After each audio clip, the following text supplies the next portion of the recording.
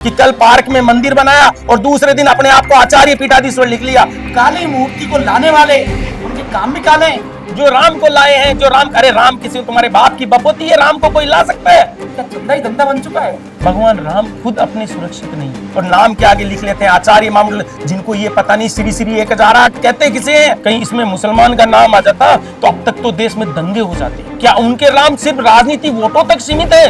भगवान की काली मूर्ति कहीं नहीं थी। नमस्कार, हमारे समाचार में आपका स्वागत है। लगातार चंदा चोरी का धंधा पनप रहा है। एक के बाद एक मंदिरों के खुलासे हो रहे हैं। सबसे बड़ा खुलासा हुआ है तो कहीं देश में और देश भर में आस्था के पैमाने एक राम मंदिर पर हुआ है, अयोध्या मंदिर पर हुआ है, जहां राम मंदिर बनने से लेकर चढ़ावे तक हर जगह चोरी की खबरें आ रही हैं। कहीं से चांदी की ईंटें गायब है तो कहीं से सोने के ग्रंथ गायब है।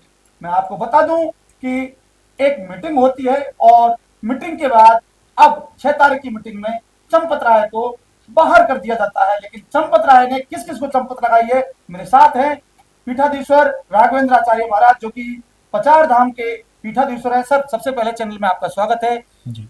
चंदा चोरी की खबरें 2026 में कुछ ज्यादा ही आ रही है। तमाम मंदिरों से चंदा चोरी की खबरें उठ रही हैं।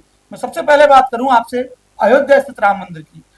इतना बड़ा पहले कंस्ट्रक्शन में घोटाला हुआ, जमीन खरीद में घोटाला हुआ, अब चंदे में घोटाला हो रहा है। क्या चंदा ही धंधा बन चुका है?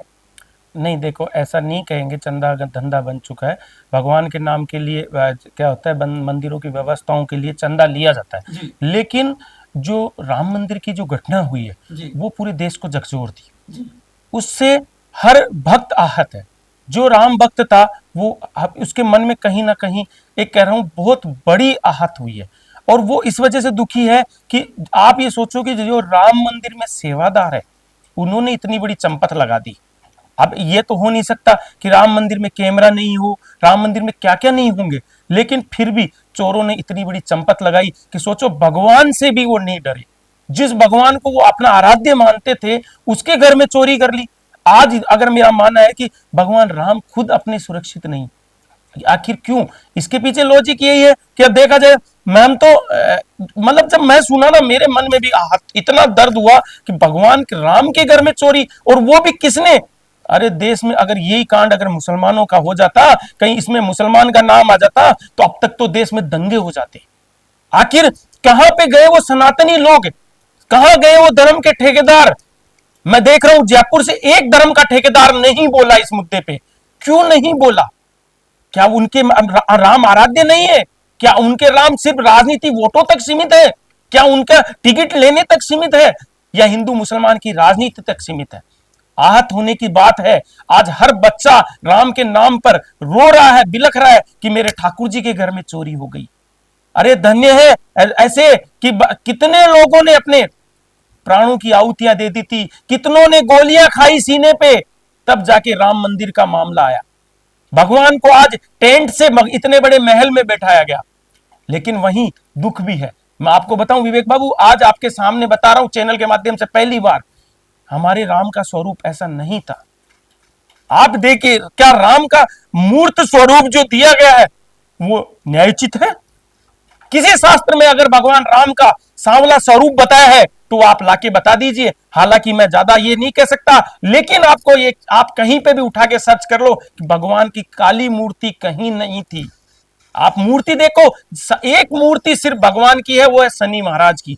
आज अगर अपने राम दरबार में दर्शन करने जाते हैं तो बड़ा सोच का विषय है कि राम जी की मूर्ति को अगर देखते हैं तो कैसी मूर्ति लगती है? जैसे शनि महाराज की मूर्ति हो। आप बड़ा सोच का विषय। हम तो आपसे ही मीडिया के माध्यम से कहते हैं, क्या जानू, काली मूर्ति को लाने वाले उनके काम भी काले हैं। मैं तो कह रहा हूं ये ऐसे लोगों पर कड़ी से कड़ी फांसी की सजा दे देनी चाहिए जिन्होंने भगवान राम को नहीं छोड़ा। और वो कहां मर गए वो गायक कलाकार जो आज 2-2, 3-3 लाख रुपए रात के भजनों के लेते हैं? और उन्होंने कहा था जो राम को लाए हैं, जो राम को लाए हैं, जो राम, अरे राम किसी तुम्हारे बाप की बपोती है, राम को कोई ला सकता है? अरे राम वो है जो हजारों सालों से दुनिया में चल रहे हैं, जिसको भगवान को, उस राम को दुनिया मानती है। किसी की हैसियत है जो राम को लाए? और अगर राम को लाए तो मैं बताता हूं आपको कि जब 1987 में, 1988 के लगभग, राजीव गांधी ने पहली बार राम मंदिर का ताला खुलवाया था। ये किसी की बपोती नहीं है। राजीव गांधी ने कहा इस मंदिर का ताला खोला जाए, जबकि उस समय इतना विवाद था, लेकिन उसकी भेंट कुछ लोग उसको राजनीति भेंट चढ़ा दिए और उसको वोटों की राजनीति में ले जाते हुए उसको आज ये स्थिति हो गई, उनके ही राज में चोरी हो गई।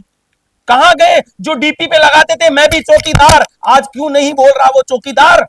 कहां मर गए वो चौकीदार, क्यों नहीं बोल रहे? अरे आग उबलती है अगर देश में ये ऐसी स्थिति होगी कि जो राम को नहीं छोड़ेंगे। आज पूरे विश्व में किरकिरी हो रही है, राम मंदिर में चोरी, कितनी बड़ी किरकिरी हो रही है। सर, जिस दिन टेंट से महल में ले जाने की राम की तैयारी थी, न्यू पूजन मुहूर्त था, एक निजी न्यूज चैनल में आप ही लाइव डिबेट में गेस्ट थे और मैं ही एंकर था। आपने ये कहा ये मुहूर्त ठीक नहीं है, गलत मुहूर्त में न्यू लगाई जा रही है।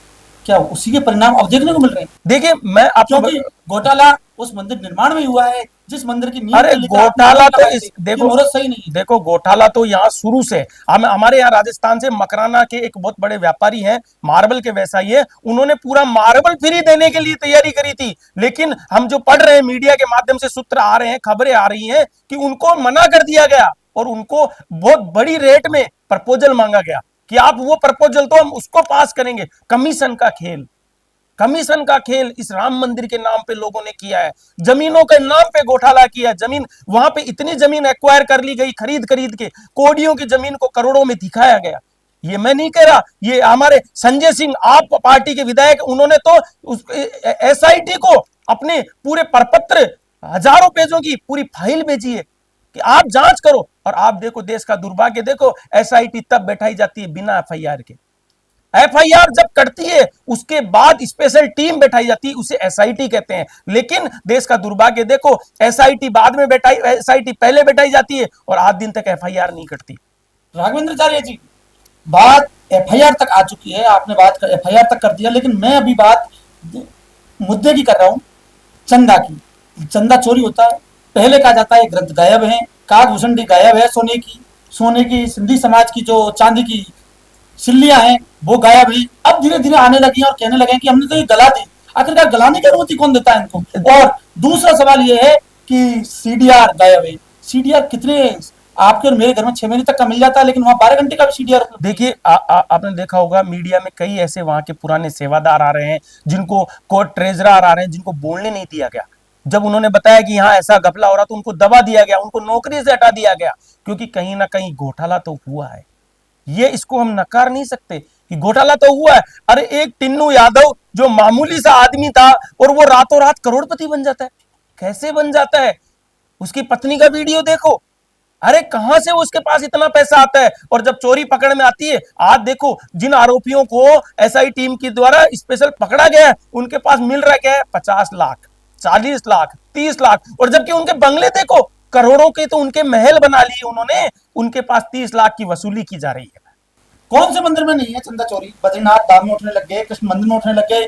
आप जैसे कई संतों पर मंदिरों में जमीनों में पट्टे लेने के आरोप लग जाते हैं। आप जैसे कई संत मंदिरों में हिस्सा लेते हैं, मंदिरों की जमीनों में हिस्सा लेते हैं, पट्टों में हिस्सा लेते हैं। कहां नहीं है? देखिए चोरी कहां नहीं है? आपने कहा मंदिरों, छोटी एडी से लेकर चोटी तक हर जगह चंदा चोरी है, कहीं साधु के बेस में, कहीं कहीं। आप देखिए, मैं तो एक चीज मानता हूं, वो जो मंदिरों के नाम की संपत्तियां खाते हैं, मंदिरों के नाम पे दलाली करते हैं, मंदिरों के नाम के पट्टे उठाते हैं, मैं आपको एक चीज बता दूं, वो काल नेमी है। और तुलसीदास जी ने लिखा है, काल नेम जिमि रावण राहु, काल नेम जिमि ऐसे काल नेमी जिनके खुद के चादर रस्म नहीं, वो आज दुनिया की चादर रस्म कर रहे हैं। क्यों कर रहे हैं? क्योंकि वो अभी कालनेमी बन के बैठे हैं, साधु का चोला पहने। अरे मैंने कल परसों पोस्ट डाली थी, इस हिंदुस्तान का दुर्भाग्य देखो, यहाँ 5000 में महामंडलेश्वर बन रहा है, 5000 में महामंडलेश्वर बन रहा है, 5000 में आचार्य पीठाधीश्वर बन रहा है। अरे जिनके पुरखों का पता नहीं वो पीठाधीश्वर लिख रहा है। बड़े दुर्भाग्य की बात है। पीठाधीश्वर का मतलब होता है जहां पीठ हो, जहां संतों के द्वारा तपस्या की हुई हो। आज रघुनाथ धाम का मैं पीठाधीश्वर हूं, अगर मेरा 23वां नंबर है तो 23 संत 22 संत मेरे पहले तपस्या किए हुए हैं। अगर मैं वहां पे ग्रस्त परंपरा का पालन कर रहा हूं तो वहां पे मेरी पीढ़ियां चल रही है। और आप, मैं बताऊं विवेक बाबू, आप कभी भी मंदिर में कैमरा लेके आ जाना, आप सर्च करना कि हमारा इतिहास वहां ऐसे नहीं बोलता, कागजों में बोलता है, सामने मिलेगा, एक एक संत की समाधि मिलेगी। ऐसे नहीं है कि कल पार्क में मंदिर बनाया और दूसरे दिन अपने आप को आचार्य पीठाधीश्वर लिख लिया, 5000 का सर्टिफिकेट लिया और महामंडलेश्वर घोषित कर लिया। देश का दुर्भाग्य देखो, 5-5 हजार। यही संतन महिमा रघुराई, क्या यही है? अरे ये कालनेमी है, इन्हें संत लग रहा ही नहीं, नहीं है। ये संत नहीं बोल सकते। ये मेरे ठाकुर जी के नाम का चोला ओढ़कर, मेरे ठाकुर जी के साधुओं का वेश धारण करके सनातन के कथित सेनत ठेकेदार बन रहे हैं, और नाम के आगे लिख लेते हैं आचार्य इमामुल, जिनको ये पता नहीं श्री श्री 1008 कहते किसे हैं। श्री श्री 1008 तपोनिष्ठ संत के नाम के आगे लगते हैं, जिन्होंने अपने आप को ब्रह्म में समाहित कर मंदिर की लिया। जमीन खाने के आरोप आप पर भी लग रहे हैं राघवेंद्राचार्य जी, जी आप पर भी लग रहे हैं मंदिरों की जमीन खाने के आरोप। देखिए, आपने बिल्कुल सही सवाल किया। मंदिर के जमीन पर जब मेरा आरोप लगा 3 दिन बाद, तो वो छोड़ के पक्के, वही जमीन वही मेरे पास है, वही मेरे नाम है। अरे मेरे तो हजारों पीढ़ियों से नाम है। भला हो उन लोगों का जिन्होंने आज खुद के मंदिर की जमीन तो बेच दी, और सरकारी जेडीए की जमीन पर कब्जा करके उन पे है ना आज गौशाला चला रहे हैं। खुद के मंदिर की ओरिजिनल जमीन बेच दी। अरे अपने मंदिरों के धन्य ऐसे लोग जो साधु का वेश ओढ़कर कालनेमी बन के घूम रहे हैं, जिन्होंने अपने मंदिर का नाम तक बदल दिया। अरे अपने इतिहास, जिन संतों ने उस मंदिर को नाम दिया, उन संतों के इतिहास को बदल दिया। और तो और अगर उसके मंदिर की जांच की जाए, तो जहां तपोस्थलियां थी, उस तपोस्थलियों को नष्ट कर दिया गया। इससे ज्यादा दुर्भाग्य हमारे राजस्थान का और कुछ हो नहीं सकता। ये मेरे साथ स्टूडियो में रहे स्वामी राघवेंद्राचार्य महाराज, जिन्होंने राम मंदिर खुलासे को लेकर, चंदा चोरी के खुलासे को लेकर कई बातें कही। देखते रहिए हमारे साथ।